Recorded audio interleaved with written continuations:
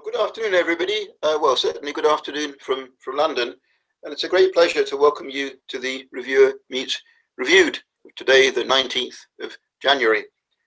The Reviewer Meets Reviewed, of course, is our chance to grill authors, and for the reviewer's chance to grill the author, and for the author's chance to get their revenge on the reviewer, if they should deem that appropriate. But always everything is very good-natured.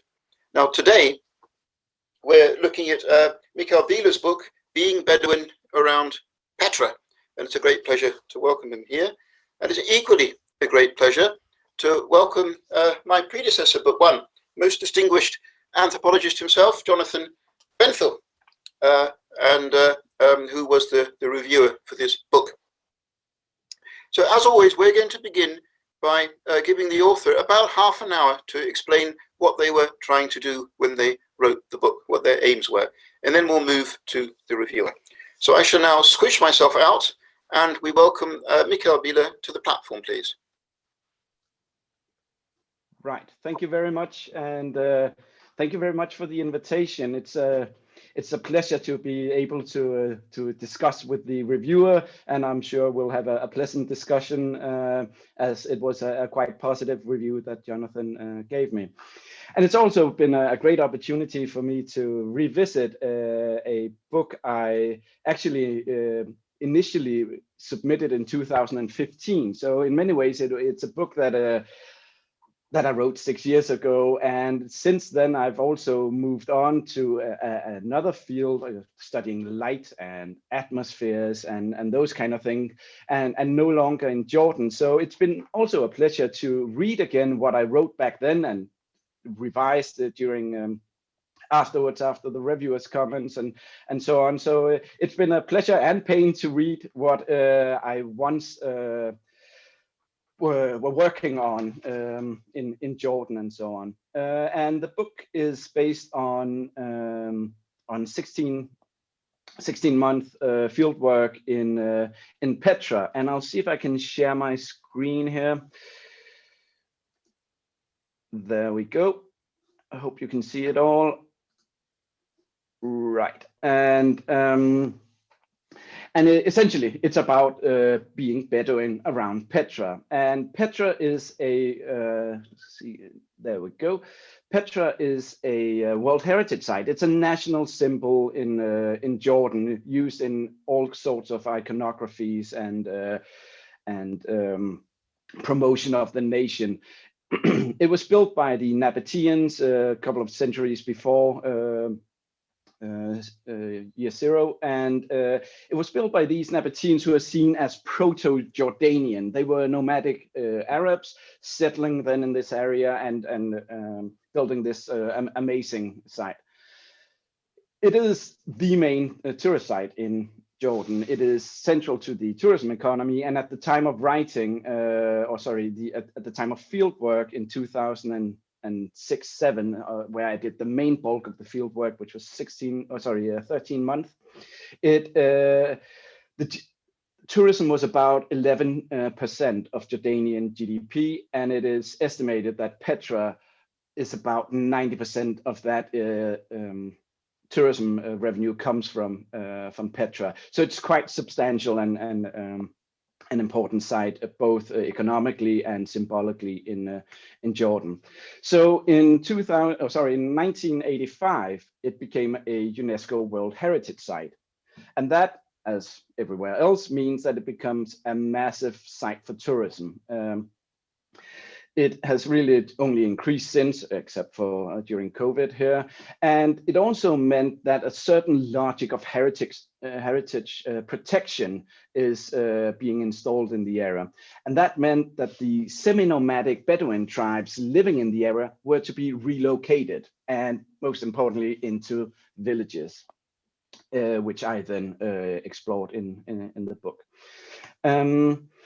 But similar, it's not just Petra as a site that is of symbolic and economic value or social value. The Bedouin themselves are just essential to the Jordanian national narrative of being a country which has its roots in the tribal society, and with the Bedouin who helped shape the nation during the Great Arab Revolt and so on. So the Bedouin themselves has this very central role in the national narrative, and in that sense, it's perhaps not so.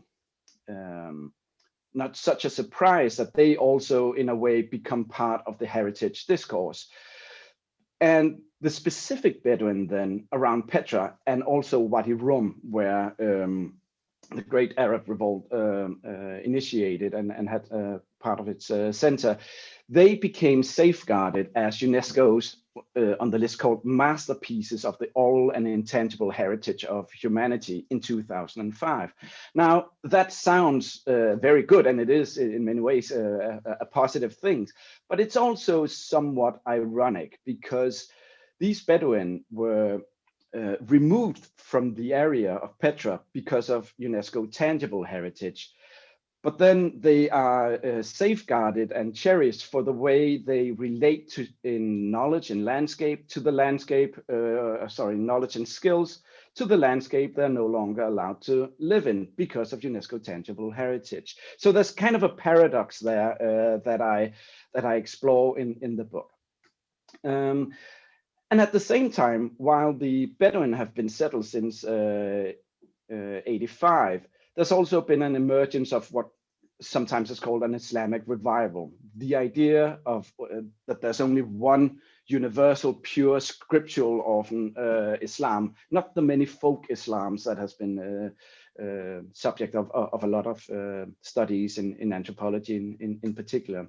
So that is spreading through the villages and Bedouin and the tribes living in the area. And for instance, that means that things like protection and healing against misfortune, either things like envy or evil spirits and so on, is seen to be achieved through Allah and the Quran, and not, as an example here on the picture, by saint veneration. So some of the knowledge and practices of the Bedouin actually no longer occur in the area, which is kind of a conundrum because the UNESCO intangible heritage is supposed to be safeguarding living traditions and so on. But then in the area here, we have the problem of these traditions not being seen as part of a pure scriptural Islam. And some of these sites are being destroyed and rarely visited. Very few people do it, but there are some signs of it. And I should also mention that my last fieldwork was actually during the uprising in February and March 2011, and I simply just take the standpoint that what I work on is pre-Islamic State era, pre those uprisings, because I haven't visited since 2011, and there's so many interesting things going on where I wouldn't rely solely on not being present at the site. So the aim of the book is through focus on heritage and material culture studies, I want to explore what it means to be Bedouin in an area where, as I said, tourism and heritage protection, even national discourse, the Islamic revival, and as I will turn to in some slides, even a new age spiritualism, they lay completing claims to the past in the present. What role should the past have in the present? And particularly, I'm interested in understanding how protection against risk, and that might be risk of heritage dilapidation or destruction, or risk against evil forces, spiritual forces, and so on, how that protection is achieved through dealing with the presence of material objects. How should things be there or not there? So we see with heritage destruction, the point is that they shouldn't be there, or that you have an image of your destruction of it. And in other cases, like Petra, we need it to be there to cherish it. So the key argument I'm trying to convey is that there are different claims to universality going on here. There's the Islamic, there's the UNESCO claims, for instance, and they may compete. at some times. They may also run parallel or just be an opportunistic choice in everyday life to adhere to one or the other. And crucially, because I'm interested in material culture and the role of things in life, I claim that these universalities unfold through conceptualization of what it means that something is material or immaterial.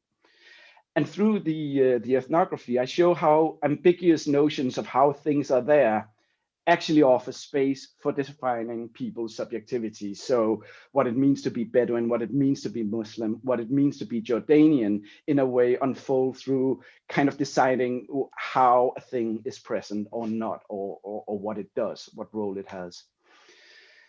And analytically, I then argue for this notion of protection. I say that, drawing on Mary Douglas's work on risk, saying that risk is about blame, I say that I follow that argument, but it also leads to what is protection? What does it do? And I argue that protection is about what I call the duality of exposure. So the two meanings of exposure. One is accepting that you're vulnerable. That is that I accept that I am exposed to evil spirits, for instance, if you're a Muslim, or the evil eyes. But it's also, on the flip side, showing the propriety of dealing with the risk in the right way. So let's say that you accept that a thing like the envious eye, the idea that I can look at your watch and that may hurt you, or the watch, that because I'm envious. When I have to deal with it, I need to do it in the right way as well. So that's kind of the key argument there, saying that when we talk about protection, it has that duality of exposure. So the book is structured in, well, an introduction and conclusion, and then 6 chapters. And those 6 chapters, I aim to do different things. In the first chapter, in the introduction, I make the argument that if we want to understand heritage, we cannot just look at the everyday life, or we cannot just look at how institutions and heritage production is shaped through national or international offices. We need to kind of see the top down and bottom up perspectives of it, the everyday life and the discourses and the documents and lists and so on. So in the first 3 chapters, I very much engage with the archives and the documents and interviewing key players, and related to the everyday life as well. While the 3 last chapters, I deal more with the everyday life of dealing with these kind of objects that are now, or practices that are now protected in the area among Petra, or around Petra, sorry. So in the first part of the book, I start out by showcasing what the tangible, UNESCO tangible heritage, the premises of that, the notion of a universal heritage for humanity, but also the implications of that kind of heritage production and what it legitimizes. And one of the things it legitimizes is development or redevelopment or policies of resettlement, particularly in this area. And as part of some of the archival documents for Petra and the tangible heritage, one of the key reports is a master plan from 68, where the central notion is that the resettlement of the Bedouin is one of the most urgent requirements of this plan if the government is to preserve and develop Petra as one of the great national parks of the world. So we see that with tangible heritage, the protection of that, we need to remove the local inhabitants because they risk destroying the sites, is part of the argument. So what they did was that they resettled, after a long process, they resettled the main Bedouin tribes, one called Budul, which was in the center of Petra, and then the Amarin, which is the tribe that I I studied the most into a place here called Beta housing, and the Amarin are located slightly further north in an area called Beta or Little Petra, further north. So they established, the government established a what is called in English at least a Petra Archaeological Park, but in Arabic it's a mahmiya, which means a reservation, which has kind of different connotations than just a park. So I settled in this village. I moved into to a family in this village. The two parents were living in in a two-room house with a kitchen and the 11 children, and I moved in with them for the 13-month, the long stretch of time. And 3 months in, my wife joined me as well, and they were constructing a second floor, and I helped financially with that, but also as a kind of locale for me after the first 3 months. So we stayed in the village. About 350 people lives there, and sorry. And I wanted to explore the everyday life of living in as a settled Bedouin. And it should be noted that the Bedouin in this area have always, in a sense, been settled. They have lived in cages or caves, in caves and rock caves in the area, and in some of their houses. But they've mostly been semi-nomadic as well. Now they are predominantly settled, and that means a new everyday life as well, with the houses, electricity bills, and with young people simply being raised in villages, not having lived the nomadic life with where you are in the desert and more alone in many ways, but rather living in a city. And it also meant that people were predominantly no longer herding animals, predominantly goats and sheep, but have taken up farming. And here's one of the controversies, you could say. This place where the guy is working on his field is actually within the Petra Archaeological Park, where they constructed a wastewater plant. So we need to kind of deal with the idea that you have a UNESCO site, and then you, within that UNESCO site, you remove the Bedouin, but you construct a wastewater plant in a way that for some of the locals seems just unreasonable or unfair, you could say. There are many positive things about settlement. It brings medical, economic, and educational developments to the area. The childbirth has dramatically decreased, but it also left the Bedouin with a sense of alienation, particularly among the elder generation. I talked to one of the very elder Bedouin, and he said, "The reservation harmed us and left us with nothing, as if it is in another country. You're not allowed to plow, to build wall. The park is protected. Conservation, conservation. What's this nonsense?" And I like the quote. Most likely he hasn't read David Lowenthal's "The Past is Another Country," or it's a different country. But there's that kind of reference to a sense of now we are left with a different sense of the landscape.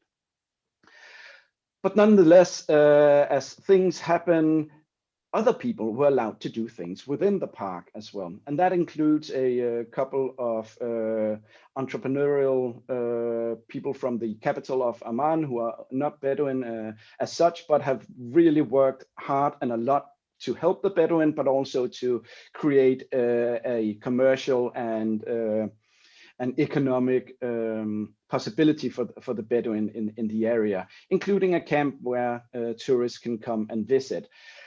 And again, we see that kind of controversy of some people being allowed to build within the Petra Park, and other people, the Bedouin, being not being allowed to do anything.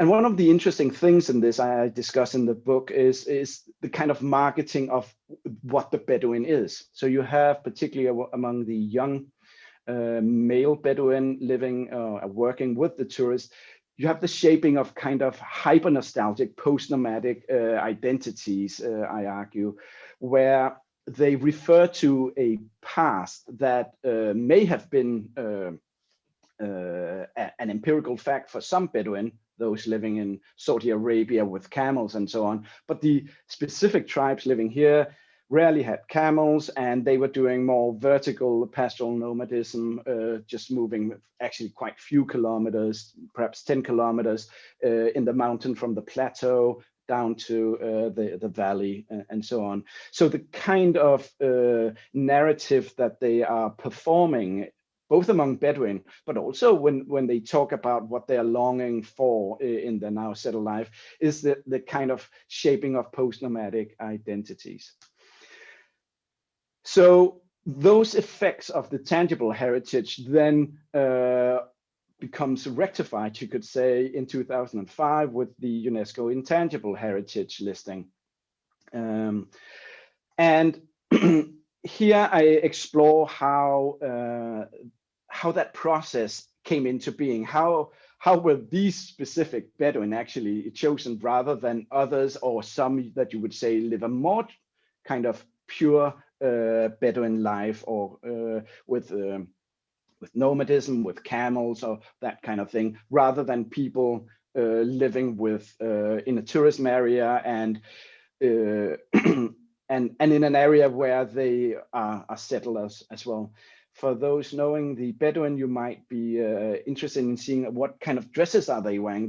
Those are not the normal ones. That's because they are part of television shows. There was one airing the series called Resettled in 2006, 2007, where the local Bedouin tribes were actors in that series as well.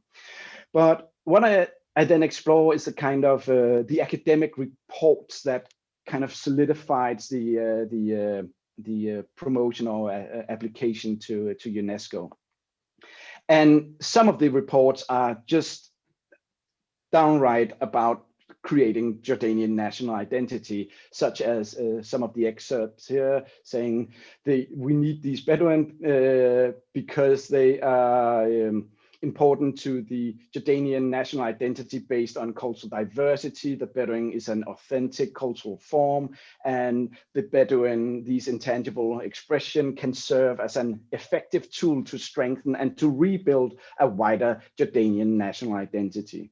When we talk about heritage, we talk about politics, and I think there's no way of getting around it. There was also another interesting side, because there was also academic inputs to the process as well. And one that I found particularly interesting, and which can be critiqued, of course, is the anthropologists arguing why we need to safeguard Bedouin culture. It is because, and I quote, "It must be considered as a basic element of the human history, and that Bedouin mind is reminding of Lévi-Strauss' notion of the savage mind. The oral and intangible expression of the Bedou in southern Jordan can provide us with a very effective tool to study the structure of the primitive mind." I think there's a lot to be said about that, but I just wanted to prove that you could see on the shirt, there's actually also, he's wearing a Stone Age shirt. So maybe they do actually give us an effective tool to study the primitive mind, although I find it highly critical, the kind of reading that they're putting into the Bedouin here. So what I argue is that with the implementation of the intangible Bedouin heritage, the very notion of the Bedouin is gone from being an empirical category of semi-nomadism or pastoral herdism to one of knowledge. That is, you don't need to be living in a tent or walking with camels or goats or anything else. You just need the knowledge of plants, landscapes, herding, and so on in order to be kind of claiming the identity of the Bedou as well. Now, on that list, there's a lot of interesting things when you see it from the perspective of the kind of Islamic revival in the area. There's saint intercession, there's fortune telling, rainmaking rituals, and healing, and includes the very term shaman is in the UNESCO application as well.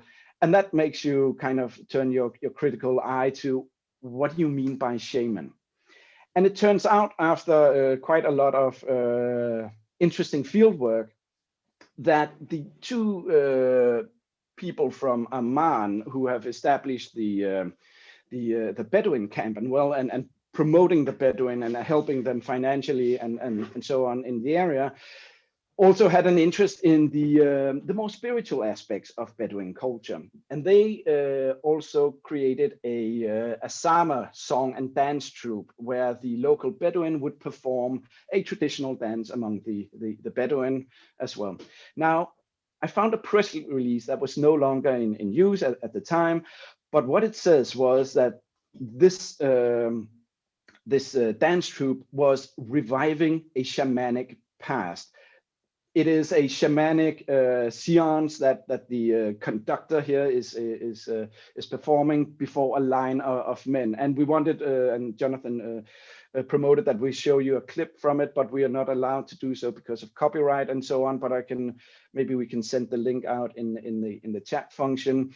But the very idea here is that the promotion of the Sama is one where the troupe conductor symbolizes a shaman doctor that goes into a kind of spirit possession mode and travels on a shamanic journey.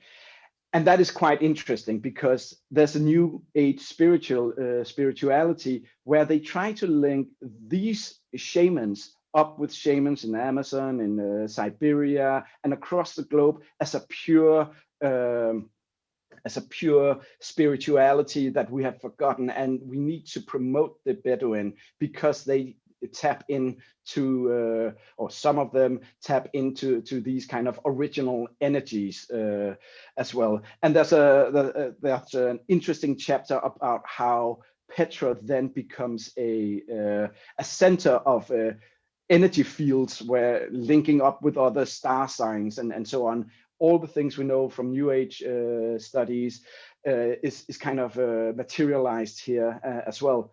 And mind you, quite often without the knowing of the local Bedouin. These are English representations only. And if you have a folder in Arabic and in English, it doesn't say anything about shamans in the Arabic version. Now, these shamans are also what we can call saints or fakir or weli, and they are, in a sense, quite controversial in this day and age because the locals, the Bedouin, need to kind of deal with them in a way. So is it past or is it heritage? Some of these practices are very contested. But on the other hand, it is also, in terms of tribal history, some of the power structures that you have there are related exactly because of the lineages where one family has 8th generation ago was one of these renowned saints. So many of the families are kind of caught in between that. On the one hand, they draw their power or reputation from the lineages, and on the other hand, these practices about with using the saints as an intercession with God or protection against risk is kind of well, contested and problematic. And it also raises the question of how do these actually work? Is it because you go to the site of the deceased saint and the kind of blessing, the barakah is oozing out of the grave? Or is it contact magic where you, through the very things that you leave there in a kind of way, engage in a magical mediation where you ask the saint to do work for you to God? That is, you use intercession, that you don't just believe in God, you also believe in these intermediaries, which again may become problematic. But then again, it's also part of the history there. So what is something you accept as just the past, and what should be cherished as heritage, and should it even be there? Because you also see places that are destroyed. Very few, but there are some, and we saw the full scale of that in Syria with the Islamic State later on, of course. This notion of the contested past is it is termed in the discourse of Jahiliyyah, which is the age of ignorance, so the time before Prophet Muhammad. And there are still many of these practices, if you know where to look and ask. And the central question is not so much whether things do what they do, but should they do it? Should you use them or not? So on my left, I am sitting with one of the more traditional healers who is giving me it's called a shapper. It's a treatment with alum to remove the evil eye. You also find people wearing stones that can heal you, and they don't work because of kind of spiritual power or anything. They work because they are things and do the things that things do in many ways. And then there's a more spiritual. Sorry, apologies. Tried to turn off or try to mute. And then there are the kind of more traditional kind of Islamic healing practices, such as drinking the Quran or talking with spirits and writing things on a paper that you then put in water and drink and so on. And these things, they work in a certain way, but it's about tackling how do they work and should they work? Should I use them even though they may work? Or rather, you should just believe in God. It is Allah and it's the word of God that are the most important thing. And that kind of way of thinking has always been there. So it's not like there's a shift in now they think more of God compared to early on. There were just different registers of using things for healing and protection and so on.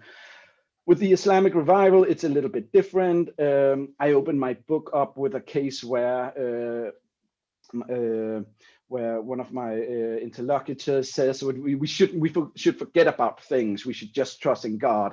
And he has all these things hanging in his cars, and they are all the words of God. And he simply he won't see them as things. They are not things. They are the word of God. They are, I argue, immaterial things. So the Islamic Revival here is spread, among other, through people from Egypt or Saudi Arabia, in this case Egypt, who work as an imam in the mosque and spreading that kind of understanding of Islam into the area. Yes, that is a younger me, 2007, it is. And what that specifically means, you could say from an outsider perspective, is now they use different things for protection. But actually, as we see here, we can see on the left, there's what you call a guard, which is made by Bedouin Hamala, which is these small beads that they put together, and it works quite physically with attracting the evil. And on the right there, you see the words of the Bismillah, the word of God, being portrayed as the right way. And you might, some might notice the green light in the background, and I can say that is why I got into lighting more than just the Bedouin.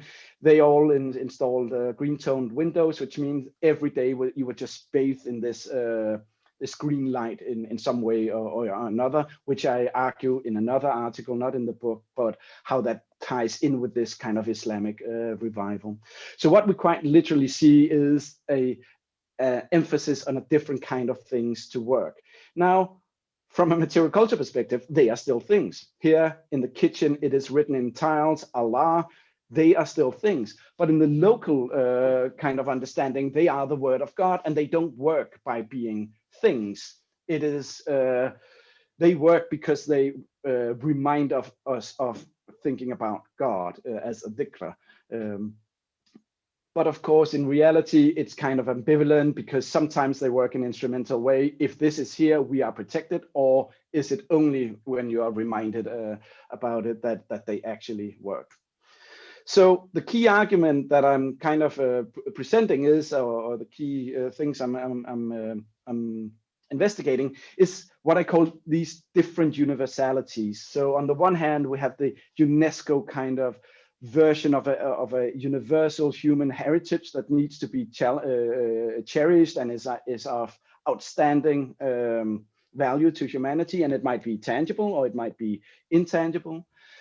At the same time, we have an Islamic kind of universal of the one Islam, the one Ummah, that is also present in the same area. And we have the New Age kind of universal spirituality, original spirituality that is embedded in the UNESCO application and has its own life among the urban elite and among the heritage and heritage discourse and production. So I argue that sometimes these universality run parallel and are unrelated. Sometimes they actually get in a conflict, such as with the saint intercession. And sometimes it's just about opportunism. It's about, well, it's opportune for us to go along with saint intercession being part of the heritage, but we no longer really believe in it. We actually think something else here. And most often it is about maintaining a productive ambivalence of, is he a shaman or is he a saint? Well, it might be, we don't know for certain. And it really depends on whether you want to tap into the kind of tourism heritage discourse, whether you want to tap into the tribal family kind of legitimizing role, or you want to tap into an Islamic scriptural understanding of what is and should be the correct way of dealing with things. Quite simply, what do things do? And I think that ends my presentation. Thank you, and I look forward to questions. And well, thank you very much, Mikkel, for that very, very clear, clear exposition. So it's wonderful to see so many people here. Please don't hesitate to send your questions in. Which you can do by sending them to the Q&A box. But just whilst you're thinking about that, we'll pass to Jonathan. Please, Jonathan. Thank you very much, David. This is one of the few good things about this terrible pandemic, that this kind of event has been facilitated. I've no intention of grilling Mikkel, because I had nothing adverse to say about his book at all, only appreciation in my review, merely the suggestion that a paperback edition could be brought out to make it accessible to students. What I'd like to do is to pick up what I think is the key of the central theme of his book, which is this idea of the three universalisms. Just to summarize, one of these universalisms is associated with UNESCO, with its high-minded humanism, its top-down ideology, anti-racist, the protection of the pristine, sometimes intangible heritage, authenticity, which results, incidentally, in the expulsion of a lot of the local people.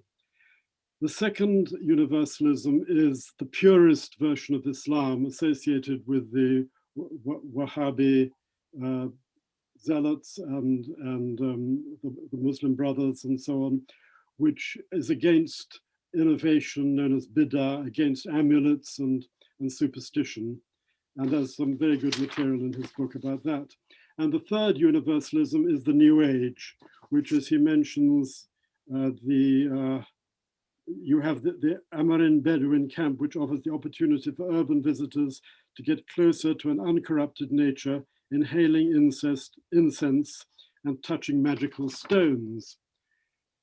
So I was thinking about this idea of universalisms, and I was reading a book, another book, which perhaps I could hold up, an excellent book by an American anthropologist of Chinese origin, Darrell Lee, called The Universal Enemy, which is about ISIS and the war in former Yugoslavia and allied matters. But he writes about competing universalisms, and I thought of making a connection between the two books. For Darrell Lee, the universalisms that he refers to are Islamic extremism, the global war on terror, United Nations peacekeeping, and going back earlier in history, socialist non-alignment, and there may be one or two others. Now I was looking at the origins for this idea and the kind of people he cites. And one name I came across was Etienne Balibar, the philosopher, who's actually written a book about universalisms. But looking into it a little more thoroughly, I think Balibar's way of looking at it is much more much more one-dimensional than from these anthropologists. So I thought of taking up Mikkel's reference to Mary Douglas early in his book. And I'd like to say a few words about how I think some of Mary Douglas's ideas might be mapped onto his theoretical approach.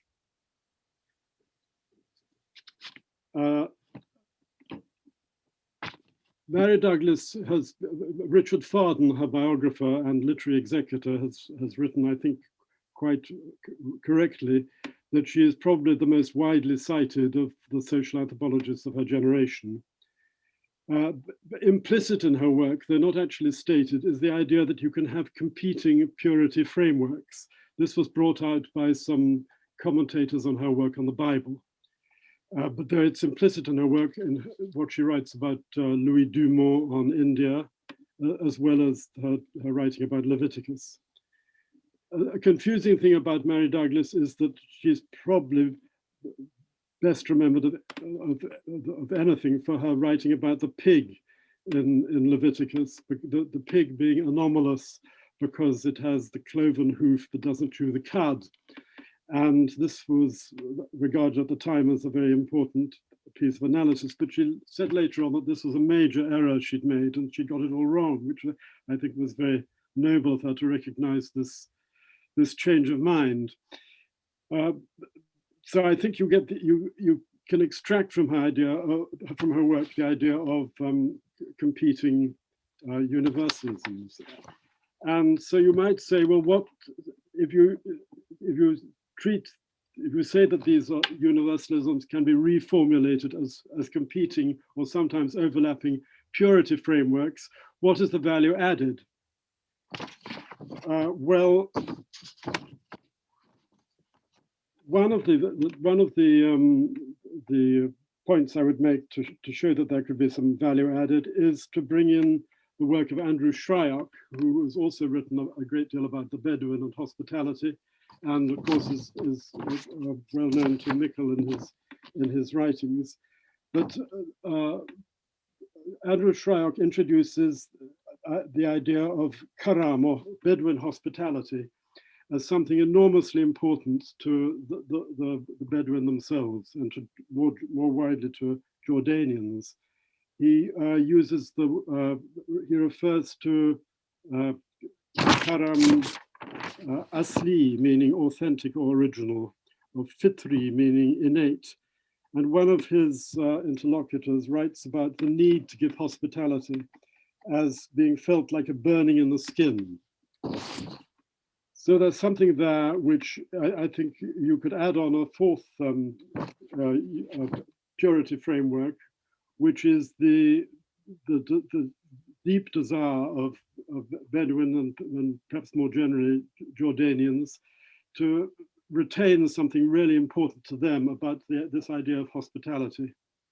And this brings me to the earlier work on tourism. And there was a famous photograph by Valine Smith, who was one of the early anthropologists writing about tourism, about the Eskimo in Alaska. There's a photograph of an Eskimo family which has erected a screen so that they can butcher some seals without being seen by the tourists. So this is a kind of emblem of there being something very important which matters to people, which despite the presence of tourism, which of course they have to encourage, it can be protected as it were by the screen. Now, Andrew Shryock writes that for his Bedouin informants at Wadi Rum, I think, that the kind of services they give to tourists are regarded as dirty work akin to prostitution. And so I think this brings out the the possible added value of bringing in some of Mary Douglas's ideas. I recall myself in 1996 going to Petra and being taken by a guide up the great mountain of Jebel Haroun, and then coming back, and he was very kind to me because I cut my hand rather badly, and he helped me in various ways. And then I paid him some money, and I could see in his face palpable dislike at having to accept money from me because we'd struck up a kind of relationship.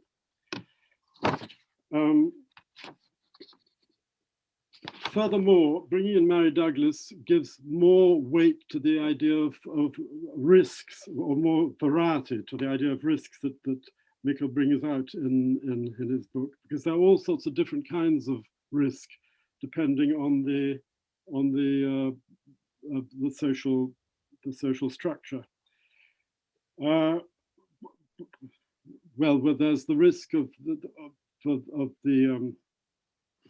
the landscape being destroyed, which is what UNESCO set up these protected areas for. But we see that the byproduct of this is that people have to be expelled from their lands and feel bitter about it. And further, lastly, there is the risk for the Bedouin, of the Jordanians, of being absorbed into a greater Palestine, which brings one to the political situation that there's particularly with the until the fall of President Trump, there was a kind of Trump-Netanyahu nexus with the Gulf states and Egypt supporting them, which was really marginalizing the Palestinians. And the King of Jordan recently made a rather brave decision to actually stand up against this and stand for the rights of the Palestinians. But there's a strong body of opinion in Israel which would like to have the West Bank and Jordan integrated in some way. Well, thank you, Jonathan. Would you like to phrase a couple of questions to Mikkel, perhaps, in brief? All that. I think I've said what I want to say. I'd like to invite him to respond. That's absolutely fine. Right, Mikkel, would you like to take these points in order, please, as much as you like? And we can always turn it into a conversation. Yes. And thank you very much for both the kind review with a couple of very good critiques that I might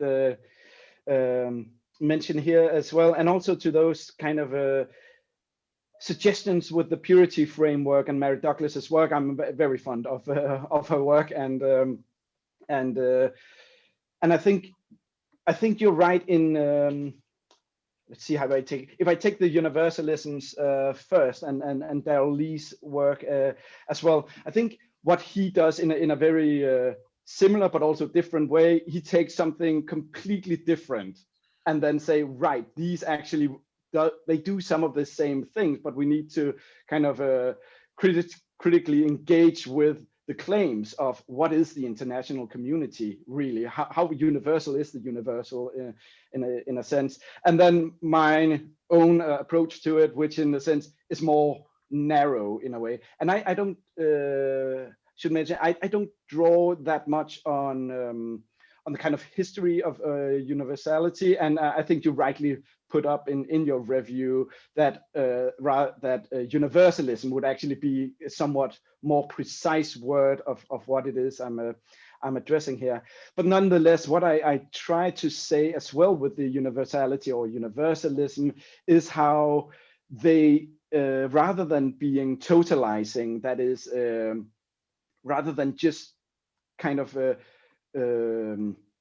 taking everything in, they may actually have their own logics and they may be in parallel. So you can have two different kind of universals just running in parallel without ever competing in a way, but they may also just clash once in a while, in the same way as in Lee's work with the war on terror or the different kind of universalities that he addresses as well. So there's something on that, and I don't draw on Balibar's work. I would actually say, if I were to draw on someone, it is the discussion between Judith Butler, Laclau, and Zizek, where Judith Butler talks about the competing universalities and her competing universalities, where you could say, and I think that's how I ended in discussing universality rather than universalism, even though, as you point out, I actually use both words, is that the universalism in many ways is drawing on values, whereas universality sometimes is more based on truth values. But what they do in their book is to discuss it in terms of politics and ethics and value. So I think my take there on the universality discussion is to look at it as a framework that is not covering everything, but allows it to see, here are the broader claims that is across the globe, and here are the smaller claims which are specific in a way. So I think that is what I try with the universals, is to kind of allow them not to be you could say totalizing, but actually allowing them to run parallel with each other in a way. And when you then in your review and here then suggest the purity framework, I would say yes, it really works. It works quite well in many of the cases. And I think, as you say, and as I also discuss in an article, it was part of my PhD that became the book here, but I did an article on hospitality, which is not part of the book, but where I discussed this karam and hospitality and how it works as well. And with the purity framework and your example, for instance, about taking money, you are absolutely right, and that's one of the interesting things about working as an anthropologist and getting to know it, because people were kind of ambivalent how to deal with me, because on the one hand I could somewhat fairly speak Arabic with them. I knew the customs. There were no awkward moments, at least in the end, where I was well trained in behaving the right way. So I did all the right things and had the very local words for things. So they knew they couldn't expect money. On the other hand, I was also a foreigner, and they were used in a tourist area also to take money. So I, as an anthropologist, came smack down in the middle of that kind of what to do with a guy like me. And that's where the purity frameworks, I think, is really spot on, because that is, I was the kind of stone in the shoe there. They were kind of unclear on how to deal with that. But you could also say, at what level do the purity frameworks then work?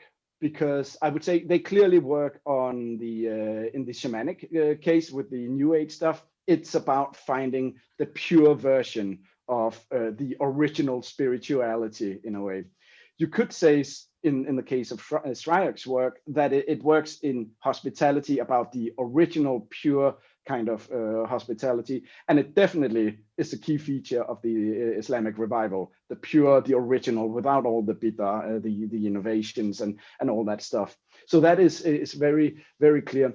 But what I do wonder, when we get to the UNESCO side, whether it is actually about purity and getting a pure traditional cultural expression.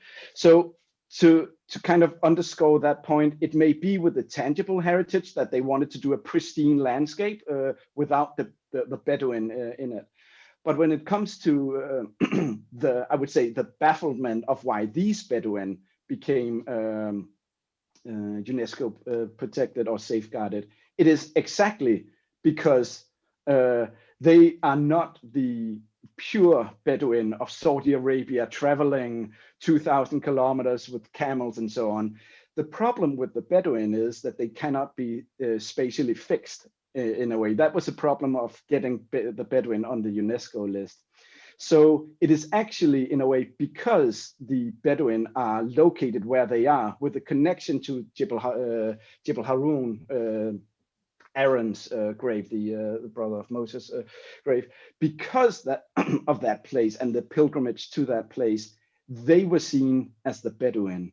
So it is, in a way, my argument would be that the purity framework works very well in many of them, but when it comes to the intangible heritage, it becomes a little bit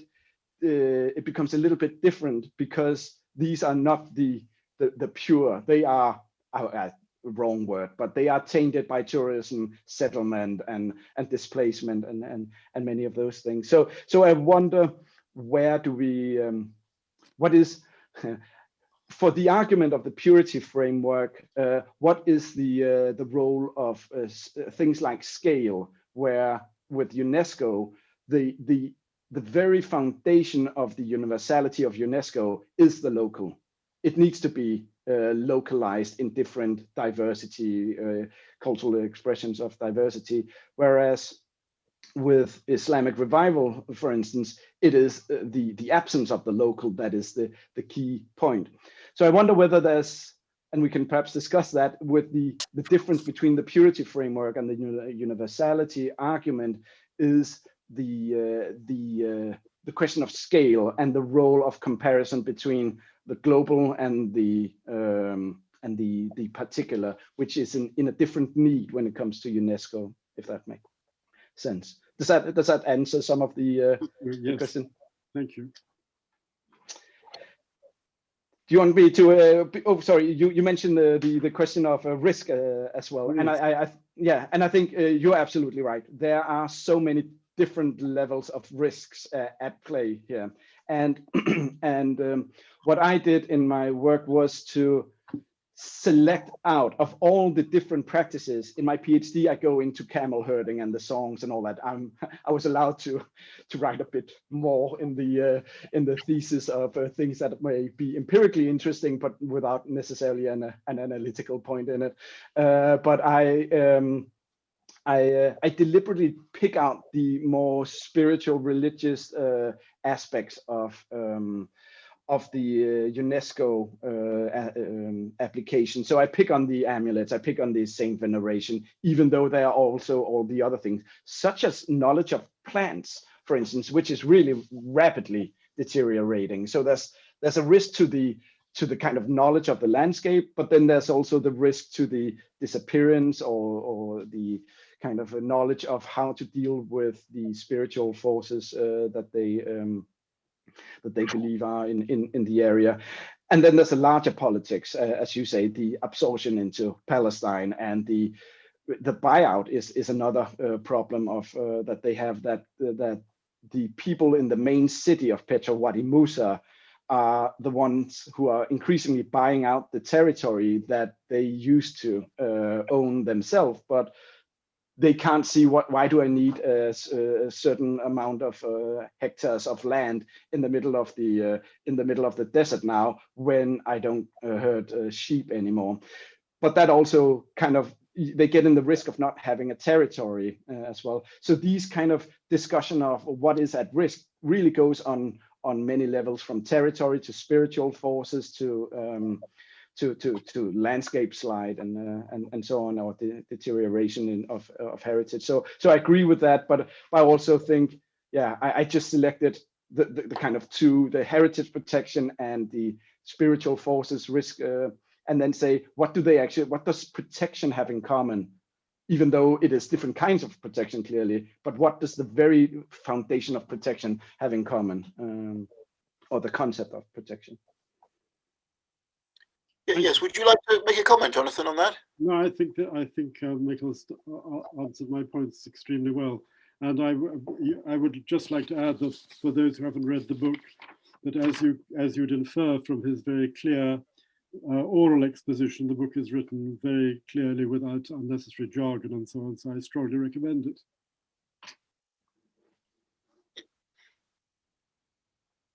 Well, that's very good. Splendid. Well, now we turn to a more generalized discussion, and of course, Jonathan, don't hesitate to intervene as well if you'd like to say anything. I see we have 6 questions already, so please do of the participants, you're very welcome. Please just send in your questions, and I'm sure our speakers will get to them. But could I just ask for a clarification, Mikkel? The sense of baraka or holiness, or whatever you want to call it, does it only come from apparently Islamic graves, or does it spread also into the archaeological heritage, so that it's possible to have saintly intercession from something which is pre-Islamic, and then is it perhaps justified as being Islamic if it happens at all? But it may not happen. Maybe they draw a clear distinction between pre-Islamic and post-Islamic material remains. I would love to hear a bit more about this. Yeah, it is only the Islamic or those associated with Islamic history that they used in the past as pilgrimage sites. So you would have Jebel Harun, for instance, is clearly pre-Islamic, brother of Moses, but it is then sanctionized through Islamic history as a sacred site, and in that sense, because of the Islamic history, it is okay to use it. But it's not like they would walk into a place in Petra, in one of the Nabatean sites, and see that as a place of saint worship. There may be different forces there. So they would have a tomb, for instance, I think it's a soldier's tomb, that they would use as a manhood test to go there at night, because there would be certain malevolent forces and that kind of thing, in areas where the jinn may be present, but not in terms of the kind of saint intercession. That is solely the tribal history and the more sanctioned formal places as well. And of course, as the strongest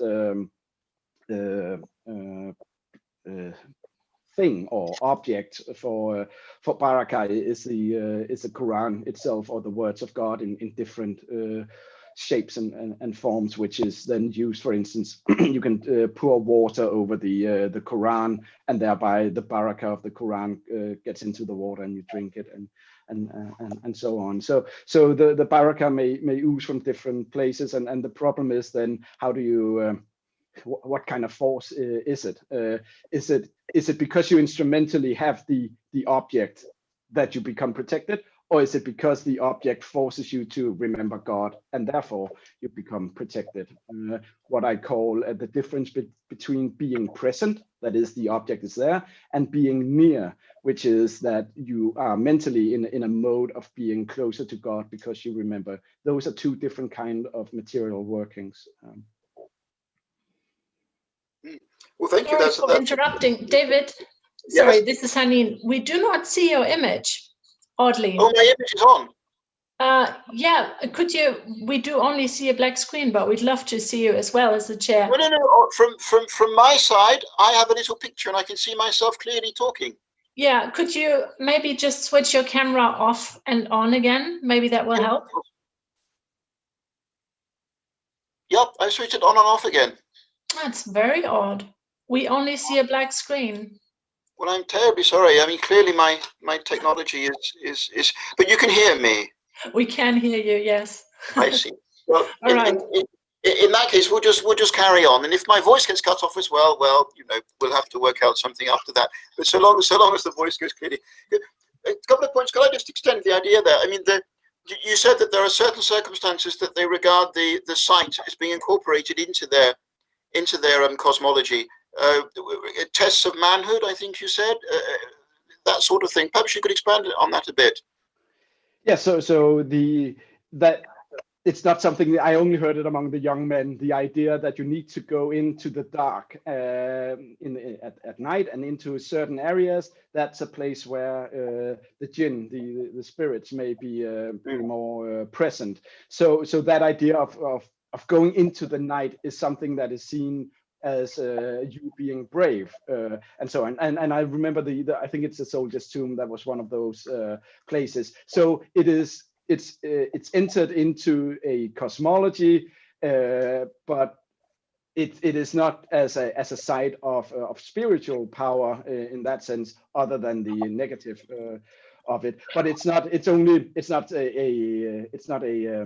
practice that everyone performs or anything. It's more of a story of the powers of some of these places, in the same way as there are stories about gold being hidden in some of the monuments and they need to be shut down in some of the crowns of these large facades and so on. So it's that kind of cosmology or discourse about things, rather than the actual repeated practice of it. Well, that's absolutely fascinating. We'll return to that perhaps if we've got time, because also there's the question, I suppose, of how they regard their histories relating to those earlier remains. But let me move on to Ed Marshall's question. Thank you very much, Ed, for your question. And he says, given the complexities resulting from institutional UNESCO recognition, what lessons can be drawn about how we perceive to conserve what we consider our shared heritage? Is there perhaps a more favorable model that could be conceived of? I don't know what you think about that. So is UNESCO an adequate way of expressing shared heritage? Well, potentially yes, but in this case, I would argue it needs action after the celebration in 2005, and that's kind of the problem here. First interesting thing is there were very few people who actually knew that they were UNESCO protected. So the very fact that the people who are UNESCO safeguarded, most of them don't know, is kind of interesting. I've talked to everyone in the village, more or less, and I counted around 9 people who knew that they were UNESCO protected. They remembered a party, but that was a big party, but not as something that was continuous. And as there's been so few actually action plans being implemented, or it seems like the institutionalized version as it is performed in Petra perhaps does not have the implications that it could have. And I should say at the time, I'm simply not up to date with what has happened now. But I know when I was there in 2011, the only thing that had happened besides the kind of presentation in the Bedouin tourist camp, which could also have been there without the UNESCO protection, is that they installed a cultural center where you could see weaving. But as in many other cases, the weaving practices they promoted and taught were on a vertical weave, whereas the Bedouin have a horizontal weave. So it's not the kind of cultural practices that are actually being performed there. So I think also just the wording between protection and safeguarding. So the idea with the intangible heritage is not to fixate or freeze what the Bedouin are, but it's about establishing a framework within which these practices can be performed and developed. That idea might be well suited, but in practice, it's also about understanding who is it that comes up with the ideas, how is it implemented, and where do the money go afterwards. So mainly in this case, I would say it has very much to do with the legitimization of the national narrative in many ways. Yes, but is an alternative actually practically possible? I think an alternative where the locals are more engaged. So it's not like they weren't engaged in this. The tribal sheikh was engaged in it as well. So it's not like they were completely disengaged in it. But I think a more favorable way is a promise to maintain the framework in which the practices are being performed in the future, which is not only or mainly aimed at tourism development. And I think that is the problem in this case, whereas I've seen other cases, as far as I know, where they've been more interested in establishing a framework where the locals can have it for the locals, you could say. Yes, Yes, yes, I see. Which brings us actually very nicely to the next question by Mustafa Almani. Thank you for your question. And he asked, to what extent do you think that Bedouins in Petra identify with the national identity of being Jordanian? Yes. The question of being Jordanian is something that pops up often when there's a crisis. So that question was whether being Jordanian was not what was at stake in everyday life, but in times of trouble and so on, of course, that pops up. And I end up with a quote from some of the southern tribes who said, well, you know, we don't need, as Bedouin, we don't need to say that we still back up the king. Because the gap was never there, the lack of backing up it has never been there. We are always backing up the king. But the question is then, what are they backing up? Are they backing up the king or the government being Jordanian? And I think there are harsh criticism of the government and sometimes some of the family members of the Royal Hashemite family. But the idea of being Jordanian is something they are proud of.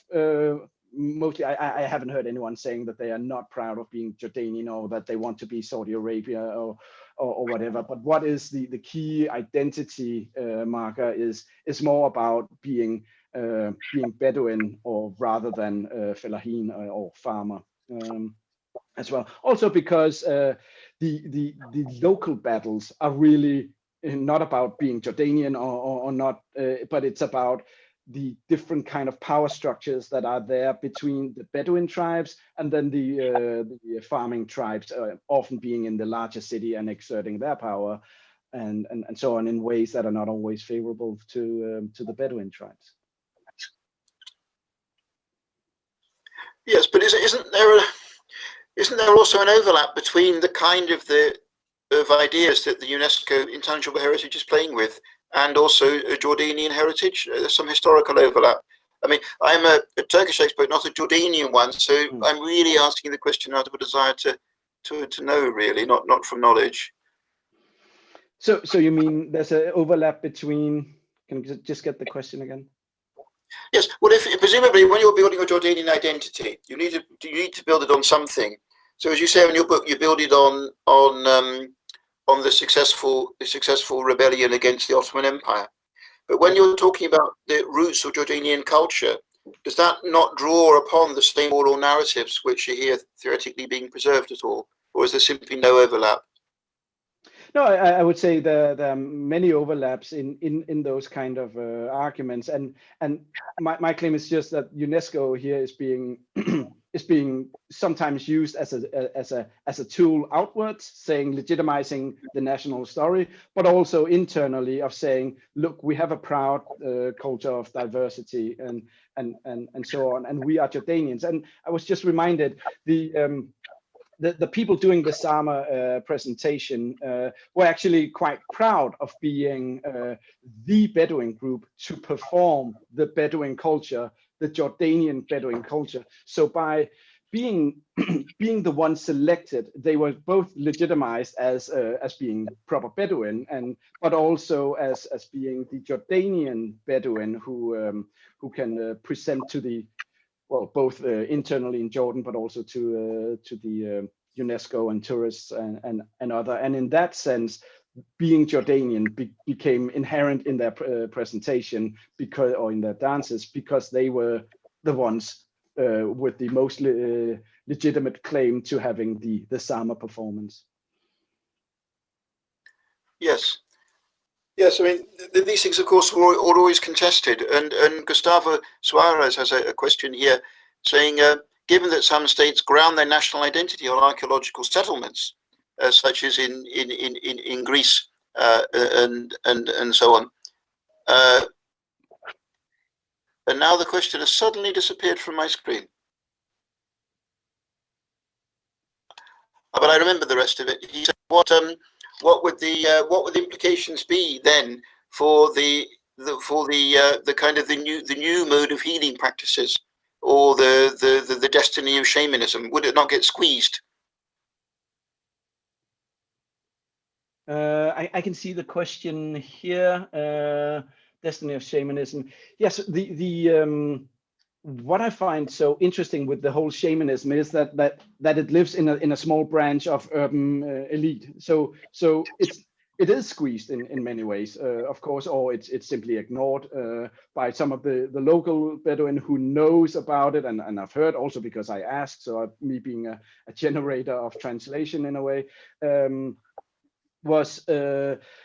is that it is being squeezed, but it doesn't matter whether it is squeezed for the small group of urban elites who see their claims being legitimized again through UNESCO. So because UNESCO accepts the idea of the shamans, that story is true for them. And on the other hand, the Bedouins see that they are a proper Bedouin and cherished for their practices as well. So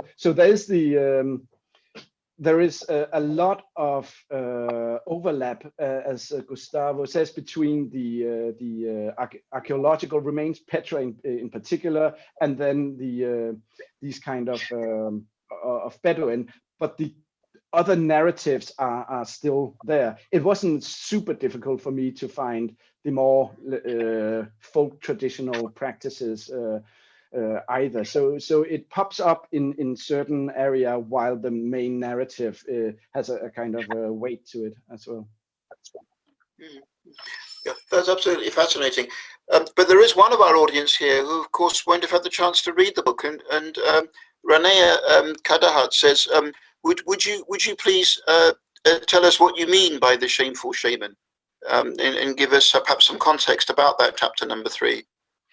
Yes, so the shameful shaman is actually a term that Géraldine Chatelard told me during an interview. She was the one who made a revised version of the application to UNESCO. So on the one hand, we have a urban elite promoting the Bedouin as shamans. So in that case, it is a shaman. But then the locals, they have these weli or fakir figures where there are the stories about practices that in a way could be translated as something that perhaps were overnatural or supernatural, that they would be able to know something of the future and so on. But so in a sense, the fakir becomes somewhat shameful to them because he wasn't supposed to have those abilities. And on the other hand, you have the kind of new age production of shamanism representation of the Bedouin. So the locals are kind of caught in, the Bedouin are kind of caught in this idea of accepting that there was a past with practices that are not seen as legitimate today, and on the other hand, also being proud of the kind of tribal history of these figures. So the problem is they cannot 100% say that he was not a shaman, but they cannot not say that he was not a shaman either. So they're kind of caught in the position between accepting and not accepting the figure of the shaman. Yes. So is there any indigenous idea that is it we're living saints at all, or is that very, very difficult in the present climate?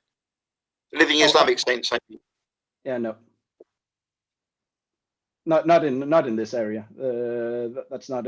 There are people who may have a reputation of being closer to God, or how do you say, being ones who are good as mediators in conflicts and so on, but not in the sense of a saint, and not at all. And the shamans, so-called shamans that the urban elite are promoting, also they just died. It was just 5 years ago when they did the kind of narrative of them being shamans. They had just died, so that whole idea of living saints, as in a wali or fakir, isn't working in the area. But the idea of living shaman was working for the urban elite when they visited. Thank you. That makes it absolutely clear. And just to clarify, though, the point you made about people who may mediate in debates, not in debates, in disputes. How does that work? Is that a folk memory, or does it still happen? And who are these people? Well, they are generally seen as the sheikh of a tribe, and there may be many sheikh. There's a formal ones, but then there are the other respected people, and some of them, their position is based on lineages. So they are seen as they are descendants of one of the other saints, and because they are that, there might be elements of closeness to God, but not one that is formalized in any saint veneration practices with this person. But they are seen as closer to God, but it then needs to be effectuated. So it is because they have mediated in conflicts in good ways that their reputation is growing, and because the reputation is growing, the idea of them being linked in lineages to people who were blessed by God becomes stronger. So it's kind of a cyclical, but it doesn't mean that the brother of the person necessarily is seen as one of those people as well. But it's not seen in the way of a person oozing barakah from his very presence in the room, but it's often used in terms of mediating different kind of conflicts as well in the area. Thank you very much. That's absolutely fascinating. You didn't happen to see any of those conflicts, did you? This was just something that was theoretically possible. So there are many conflicts in the area. I could say, in particularly between, and I write about one of them in the first chapter, where apologies, where some of the people from Wadi Musa, who are considered falahin or farmers, they are making Bedouin camps for tourists. And the local Bedouin are seeing, well, they're seeing this as a wrong way of doing it, because they are the Bedouin and not the Amarin. And I open up that chapter with a fight we got in because the farmer tribes were doing a camp for tourists inside the archaeological park, and many of the Bedouin tribes are working as park rangers. So they wanted to kind of intervene, and they started getting in a fight. And the second, then the mother of the park ranger was with us in the car at that time, and me as well. It kind of stopped a little bit, because you don't get into a conflict with a foreigner or a woman. And so I've been in some of these conflicts, and also there was some of the local conflicts between there was a woman who got married to a man, and she wanted a divorce, and there was some disputes between them, and I had been related to one of the families there, and in that sense got interlinked, because she had asked for a phone, and I had lent her a phone. But of course, in that case, the women shouldn't have access to a phone, because they can call anyone. And we got into kind of a conflict, family conflict. I didn't have any large role in that at all, but where they have these mediators coming in and trying to mediate and laying good kind of grounds for a solution to the problem as well. So they are there.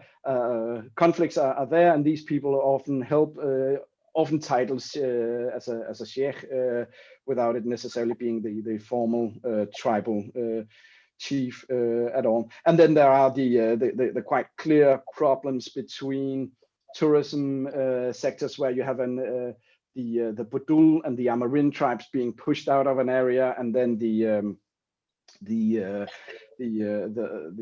farmer tribes taking over some areas, or and getting into conflicts. So there've been quite a few violent conflicts as well between the police in Wadi Musa and these Bedouin tribe villages, where they do certain things and have certain understanding of what they are allowed to do, while the government may have a government largely consisting of people from the local farmer communities. And in that sense, well, of course, you have the formal system, but you also have these mediators in various taking on various roles. Well, all that is really very, very rich ethnography. Thank you. And a question here from somebody who's not given their name, asking about a woman who moved into the community from outside and stayed there to marry. Obviously, you don't want to say anything indiscreet, but can you make any comments about that? Yeah, sure. That is a thing. You have a young male Bedouin tourist guides and park rangers who are taking tourists into the landscape and these romantic and nostalgic images of being out in the desert and sitting under or sleeping under the sky, and quite a few particularly Western women have moved in particular in Bedouin. So there's a lot now. Just when I was there in 2017, 2007, there were 17 foreign Western women being married, not just a girlfriend, but married to local Bedouin. But very few of them actually then stay and live there in the villages, and often they go to Europe with them as well. And Geldermalsen is one of those who stayed there, and it's a really fascinating book of personal experience. And there are also others. The family I lived with, the oldest male also married a French woman and lives in France, and the youngest male, not the youngest, one of the younger males in the family married a Danish archaeologist, actually, who, as far as I know, have lived there for quite some time. So there's a great deal of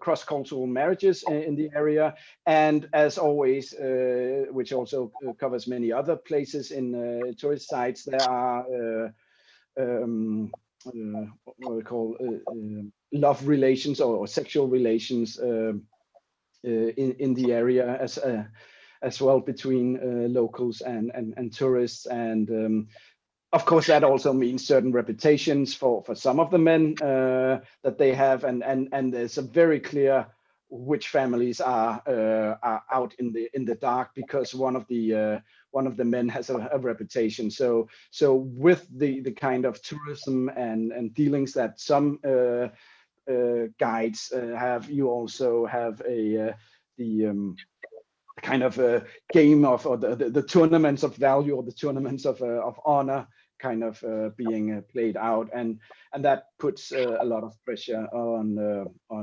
behavior or other members of the family who are then tied into these links between what is an honorable person and thereby what is an honorable family. Yes, I can see that must give rise to all sorts of uncertainties. But linking into that, I wonder whether dress or self-identification is a factor, because another anonymous attendee is asking about the way people change their clothes, and says that calling themselves Johnny Depp and so on.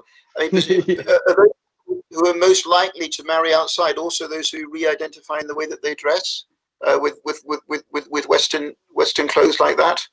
Is there some kind of shift in the way that they are building their characters and their identity there? There are, again, at the time of fieldwork, it was particularly among the Bedouin. There were many of them doing the Pirates of the Caribbean kind of style, where they played on the style, and in some ways also kind of the eccentric behavior. And as far as I know, there's no direct link between who dresses up like that and who gets married to a Western woman. But of course, it is all about these kind of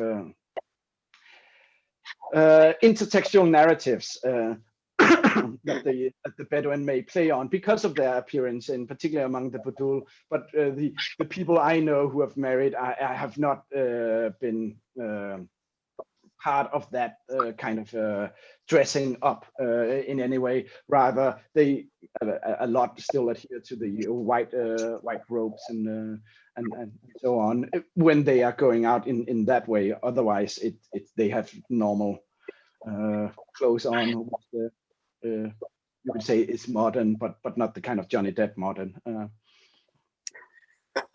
Yes, I understand. Incidentally, did you ever have it? Did it ever happen the other way around? Did ever women from the area married outsiders? Outsiders, if we think of other places in Jordan, yes. I'm just thinking back. There's no one as far as I know, there's no one in that village that I lived in Beta. There might be someone in Budul, but I very much doubt it. It is still in many ways a traditional society, especially among the Amarin, and also if you may have divorces between men and women, but the women are then seen as less pure in a way. So it is. Make no mistake, just because we're in a tourist area doesn't mean that it's not a traditional society, and more so perhaps among the Amarin than among the Budul. I would say I don't know of any women who have no. I see. Well, there are more questions, but I just want to say, Jonathan, you haven't said anything for a while. Do you want to make any comments at this point about the various things that you've been listening to? No, I'm might have something to say right at the end, possibly, but I'm just listening. Okay, at the moment, that's absolutely fine. Well, in that case, let's go to Mustafa Almiani's question here, and he's asking whether people ever made reference to the British colonial roots of the monarchy in Jordan, and whether that has any implications for the Bedouins. I don't know whether they ever that at all came into your comments. Never in mine. It would have I done studies in Wadi Rum, for instance, where you had Lawrence of Arabia and that whole narrative. You would have that, but never in my material. There was not a single mentioning of the colonial area. There was, of course, mention of the role of the soldiers in defending and the uprising and so on, but not as such on the historical background of colonial rule. But then I can see it is a very heated topic, and I agree, just not among the people I visited. I never heard of it. Right. Well, that's absolutely fine. We can't hear everything. I'm sure we're allowed not to know some things. So we're turning now to the other great matter. Just before we move on to these related questions, could you just give us any indication at all of what happened vis-a-vis the Islamic State? Because obviously, you weren't there, but did you have some impression of what took place? I'm sure many people would like to hear. I would have very much loved to be there in many ways. As I said, I've moved my field into a completely different area in many ways, and I would assume, and this is an assumption, first of all, that tourism kind of dropped after 2011, and with COVID completely dropped, but also that there would be some people, especially the young males, who would have joined forces in Syria. I can't imagine that they hadn't. The city of Man, which is southeast of Petra, has been a constant in constant battles with the government, where they have a more scriptural understanding, more dogmatic understanding, and you have a lot of security forces there.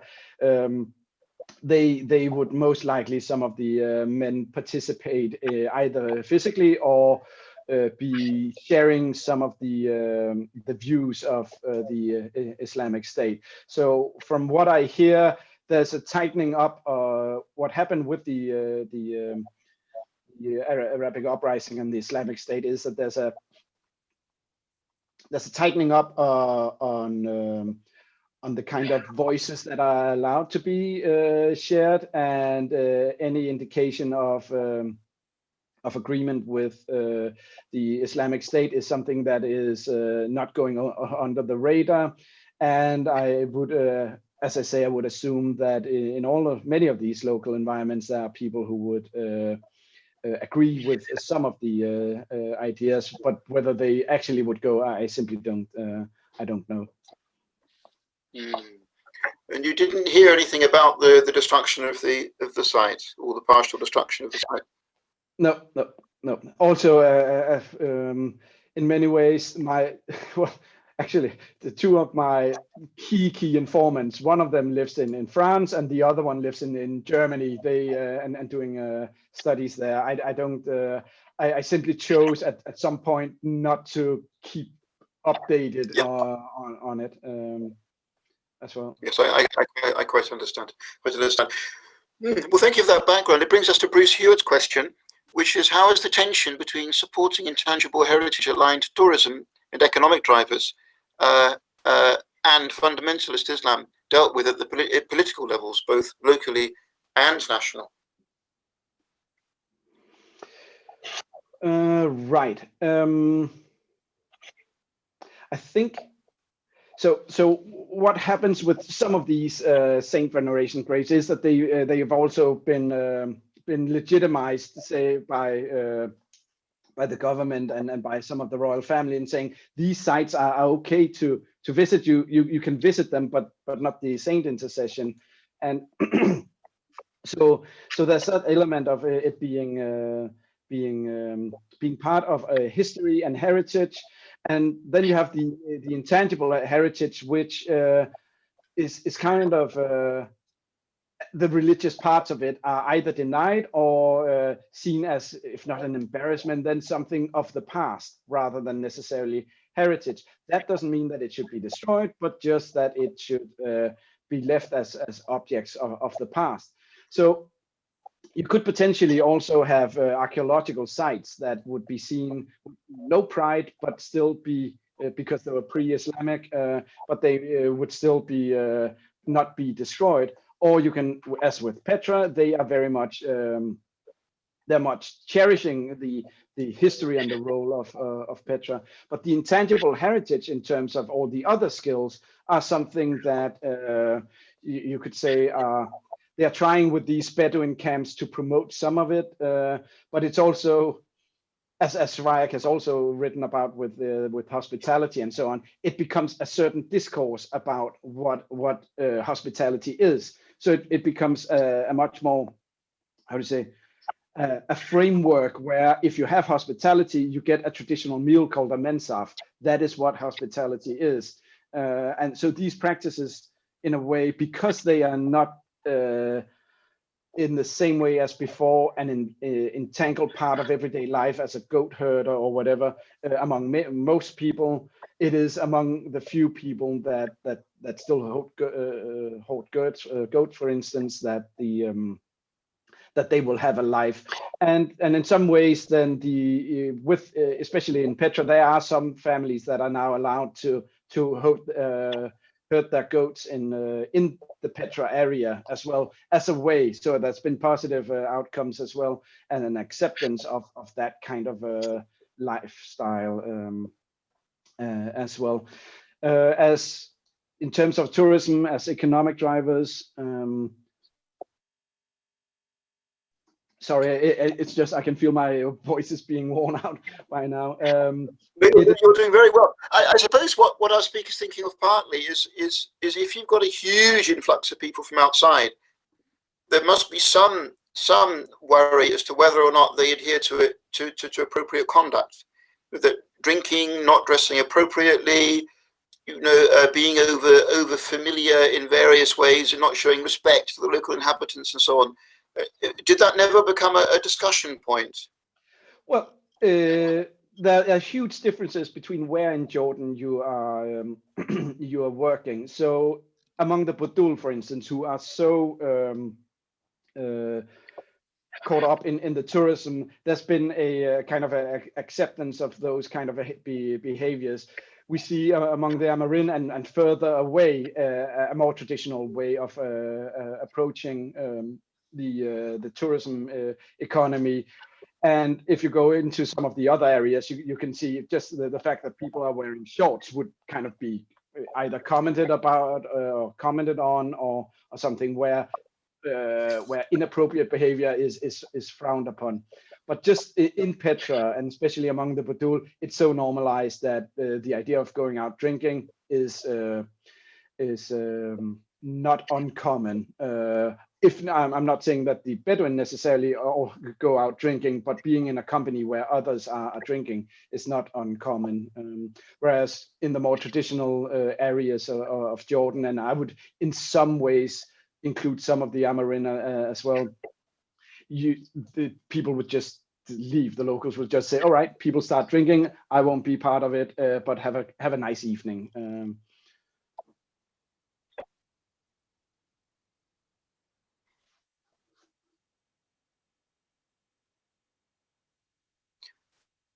Oh, now the line has gone. That's a pity. Can you hear me, Mikkel? Yeah, sure. It's come back again. That's absolutely splendid. Yes, that really is very, very interesting. So basically, could somebody actually what would they do at Petra? Would they drink at Petra, or could they bring a drink with them? I mean, alcoholic drink, or was it completely dry, the whole area? No, you can go in a kiosk and buy a load of beers. There's a Mövenpick where you can, so they are readily available, beer, wine, everything. Also for locals. So that's not an issue at Wow. And of course, thank you. And of course also various things you can smoke and so on is also present in the area. And you have people who get jailed for having smuggled hashish or other things from over the border, for instance, and they are put in jail, and the family is frowned upon because of that conduct of one individual. So we have that kind of extended personhood with the reputation. So those things are available there, but it's all about who participates in it and who doesn't, and most don't. Yes. Thank you. There's a question here from Jackie Feldman, who wonders whether turning things basically into a museum context is a way of preserving them. So, for example, the hair of Muhammad's beard, or venerations of sacred objects, and so on. Did that institutionalization translation happen at all? Yes, yeah.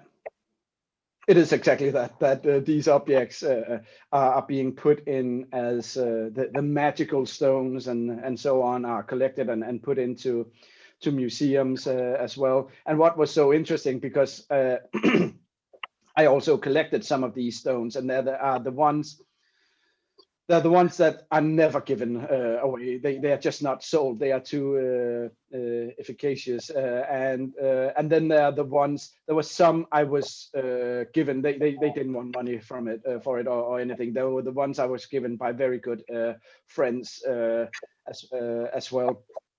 And I would say it happens, and it becomes a museum artifact, but so does the Sama.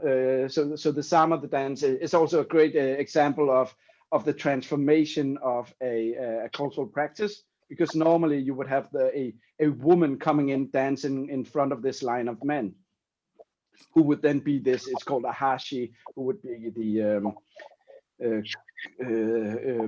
kind of invigorating the men, but that has translated into being no longer a woman, because a woman shouldn't do that. And in the formal presentation, it is men dancing in front of each other and singing only the more nicer lyrics. There can be a lot of humor and so on in the lyrics of these of these songs as well. But it is kind of a, let's call them, tourist version of it, and that happens. But it also, I mean, I'm just not only negative about it. I also think it has some positive aspects of promoting the kind of practicing and making them heard across the globe, and also among the other Bedouin, of trying to be inspired by these songs and the knowledge and so on. But for everyday life, for a Bedouin living in a settled village and working as a clerk in the government office, I mean, knowledge of the plants and knowledge of the landscape and so on is just perhaps not that relevant anymore to them. So in terms of the local context, talking about the debates between different Islamic understandings, was music at all an issue among the local community? I mean, did everybody think music was all right, or did some people think it was inappropriate? How did that work out? No, there was music was ever present. Also, music with instruments and those kind of things. I think you refer to whether that you have instruments or not, because often in a more scriptural understanding, the instruments would be absent. No, there are a lot of music, and there's a lot of song and poetry and so on, as well as we know from other Bedouin studies, and especially because there's this. There are certain kind of musicians that are very famous among the Bedouin. So Mohammed Abdu, for instance, is a very famous musician who really plays on some of these Bedouin culture, and he plays the oud and so on, and big orchestras. So that more fundamentalist version, I think, is not at all present in this area. And segregation between the sexes in everyday life, how did that plan out? Yes, it does. so that's a very straight answer. That's a clear segregation. And also in the 1 year I was there, I didn't mention, but I've been working every summer there since '99 as an archaeologist before. And then I came in 2005 as an anthropologist after I switched into anthropology and did my 13 month in 6. And so I've seen the transformation. And in '99, there was no one wearing the niqab, the one with the head scarf. What's it called? The one where you can only see the eyes. And within the 1 year I did my field work, it was 25% of the women, and it's even more now. By 2011, it was even more. So that kind of idea of showing your face is really, or not showing your face, is really spreading a lot in the area. And the houses are also increasingly divided into sections where the men and the women could see in,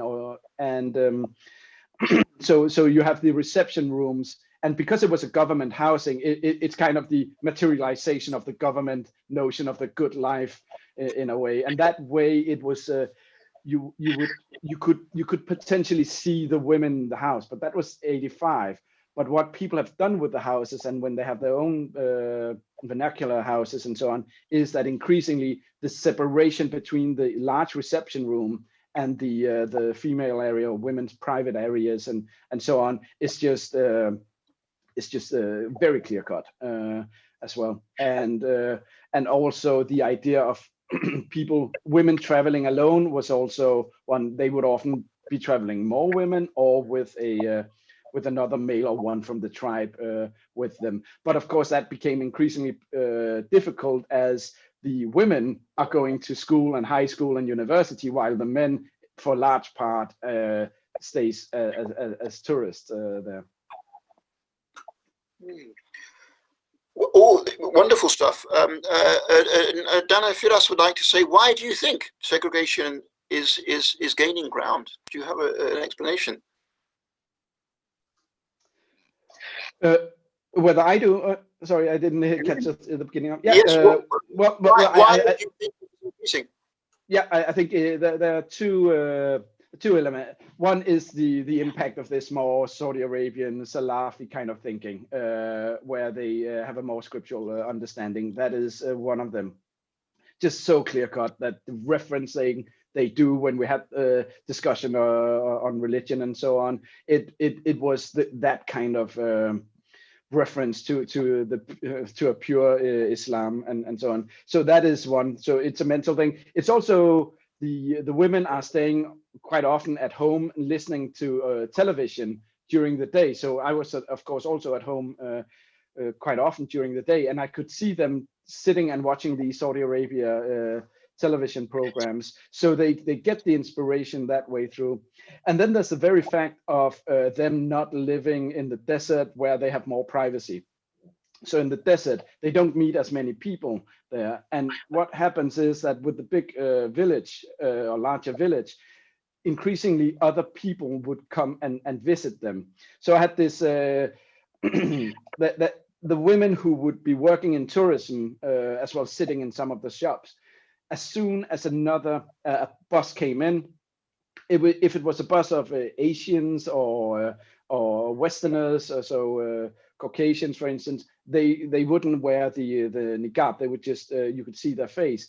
But the second you would have local people, it could be a local guide, a Jordanian guide or a Saudi Arabian guide, they would cover their face as well. So it's really about who do you see as a responder of the signal that you show when you show your face. And so the kind of scarf would come on and or the niqab would come on and off quite often. And some of my very good female friends, I mean, they wouldn't necessarily wear a scarf when I was with them, neither niqab or scarf. But the second someone would come, they would have a scarf. And the second, a non-local Jordanian, they would take the niqab on. So it's kind of fluid when they perform the kind of skin exposure, or you could say, or face exposure. It's very much relational to who is it. Is he potentially a threat or not? Well, I have been absolutely fascinated. It's almost 6 o'clock. I myself must give my apologies now because I have to chair another seminar at 6 o'clock. So I just need a couple of minutes to close down this one and open up the other one. But with my apologies, I shall now leave you in Jonathan's good hands to perhaps sum up and close the discussion for us with a last comment. But it's been an absolute privilege to have the chance to hear you talking about this fascinating research. On another occasion, I hope that it might be possible to hear you talking about the difference between archaeological and anthropological approaches. Because surely that's something that you lived through yourself. But Jonathan, thank you so much for your review, and we leave the floor with you. Thank you very much. Thank you, David, and thank you very much for setting this up, and to the RAI staff. I can't really sum up everything that's been said, but I'd just like to say a little bit about the conceptual structure of the book that I touched on.